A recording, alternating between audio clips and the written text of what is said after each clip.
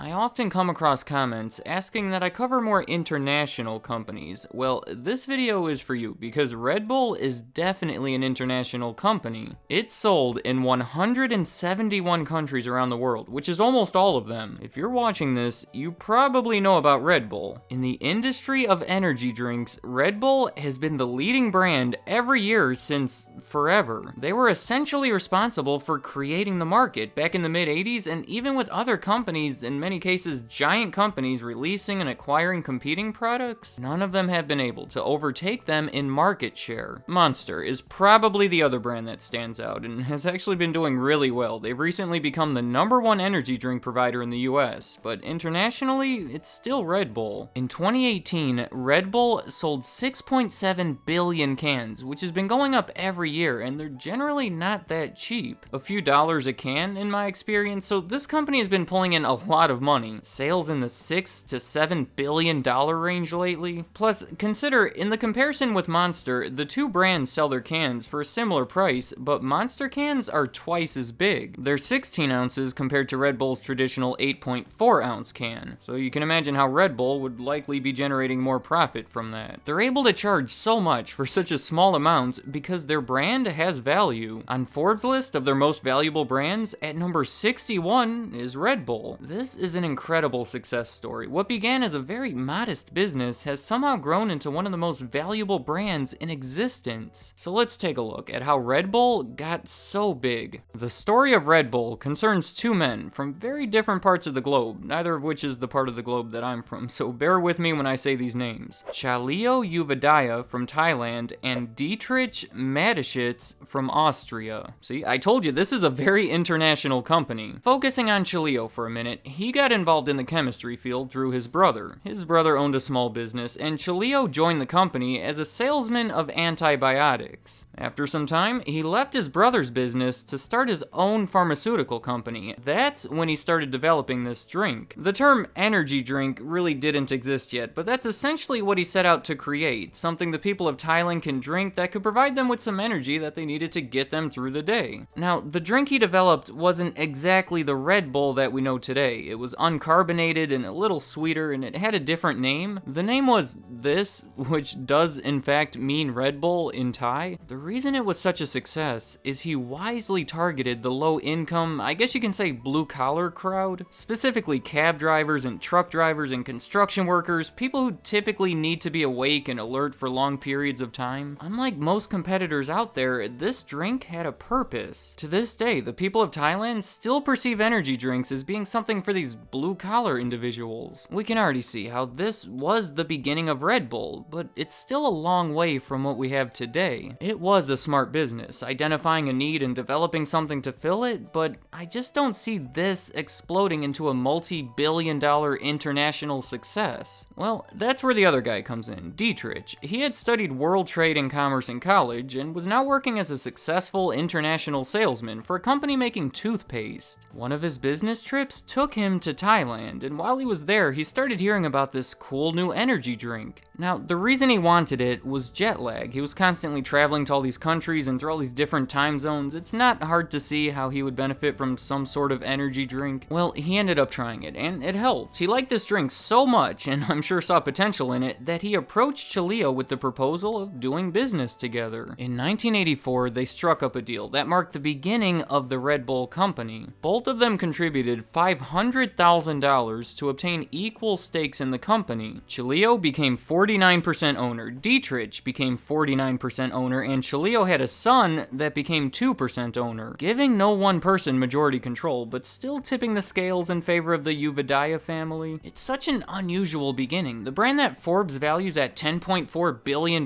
with revenue of nearly $7 billion last year was started by two men of completely different backgrounds, each investing only $500,000.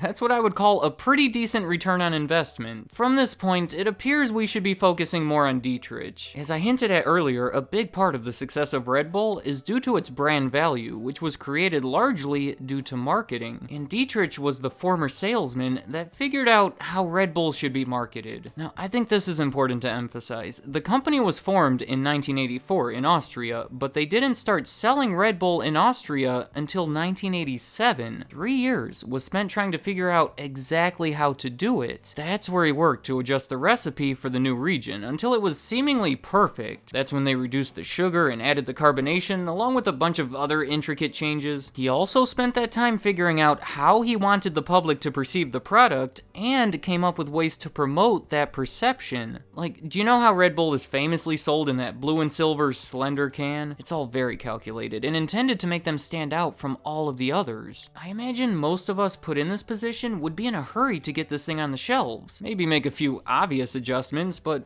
time is money, you know? I just respect the decision to hold off until something existed that they can stand behind. Throughout the early 1990s, it was released in other countries throughout Europe and quickly became one of the brand leaders in almost any market they entered. In 1997 is when they introduced Red Bull in the United States. Initially, it was only in a few select states in the West. And just think about how difficult it is to break into that market, competing with huge companies, most of which have been around for the better part of a century, giving them just massive brand recognition. Energy drinks were practically non-existent at the time, so they were competing with brands like Coca-Cola. Would you want to compete with Coca-Cola? The circumstances basically required that they steal some of their market share. Just to give you an idea of how small Red Bull still was at this time, the year before, they sold 6 million cans, which is nothing compared to today, and none of those sales came from the US. Here's how they went about it. They realized that they cannot beat these corporations at their own game. Their marketing budget wasn't even comparable, so they had to get creative. Instead of constantly running commercials and putting their product everywhere like these large corporations tend to do, they focused on growing a more personal, direct connection with their customers. Most of the marketing done by Red Bull in the beginning and throughout the years is done by word of mouth. The target demographic for Red Bull is young males, ranging from college age into their mid-30s. So how do you attract this crowd? Well, one approach was promoting it as a party drink. College students like to party, so they would pay people to actually throw college parties that would have Red Bull everywhere, providing them with free samples. Also, what about clubs? It became a popular thing to mix it in drinks at nightclubs. Imagine this, you've been working hard all week and by Friday night you're just exhausted, but you want to hang out and go to the club. It's one of the few nights out of the week that you don't have work in the morning, so how about ordering a drink